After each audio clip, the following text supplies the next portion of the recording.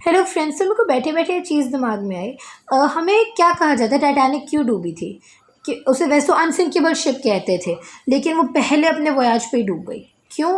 क्योंकि कहते हैं कि वो आइसबर्ग से कोलाइड कर गए and due to the impact of that collision it sank, right. लेकिन उस टाइम पे जो मेजॉरिटी शिप्स थी including the Titanic, they were designed in such a way that if the ship ever collided with an iceberg, it would bend. Ships ऐसे design हुई थी कि अगर आइसबर्ग से टकराएं तो शिप टूटेगी नहीं, it would not snap, ship के अंदर पानी नहीं आएगा, वो बेंड हो जाएगी। जब शिप बेंड हो जाएगी तो जो शिप का कैप्टन है, पैसेंजर्स है, उनको इतनी वार्निंग मिल जाएगी कि वो फिर निकल पाए नियरेस्ट लैंड पे या लाइफ बोट्स में और मेजॉरिटी लोग बच पाए। अब टाइटैनिक में प्रॉब्लम क्या थी? जहाँ पे टाइटैनिक, देखिए हमें पता रिसेंटली ही चला है, जब टाइटैनिक के रिमेन्स मिले थे और जो स्टील की टाइटैनिक बनी थी, जब वो स्टील ऊपर लाया गया और साइंटिस्ट ने उस पर टेस्ट रन किए, तो ये पता चला, देखिए स्टील का क्रिस्टलाइन स्ट्रक्चर होता है, राइट।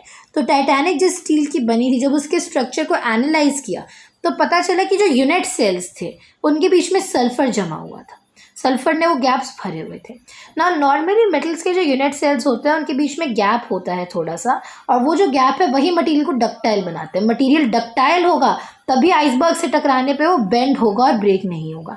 लेकिन जिस फैक्ट्री में बन रहा था स्टील, हो सकता है वहाँ पे सल्फर का रेजिड्यू हो या फॉर सम अदर रीज़न, वो जो स्टील था उसमें sulphur as an impurity present था। अब ये इम्प्योरिटी की वजह से ना तो स्टील की डक्टाइल प्रॉपर्टी चली भी गई, लेकिन साथ ही साथ वो और ब्रिटल भी हो गया। Due to the presence of sulphur, steel also got very brittle, right. तो वैसे ठंडे टेम्परेचर्स में शिप जा रही थी, क्योंकि देखिए 0 डिग्री सेल्सियस से कम टेम्परेचर वाला पानी था, आइसबर्ग्स थे पूरे।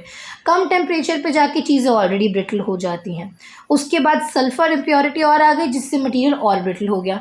तो जब शिप आइसबर्ग से टकराई तब that was the last thing, और शिप टूट गई, इट स्नैप, और शिप के अंदर पानी आ गया। तो इतनी वार्निंग नहीं मिली कि पैसेंजर्स को निकाल पाए। अगर यही सल्फर की इम्प्योरिटी ना होती तो शिप सिर्फ बेंड होती तो मेजॉरिटी लोगों को वो निकाल पाते।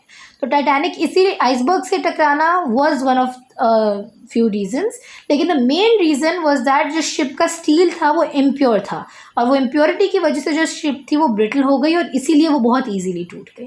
सो that was all, and good bye.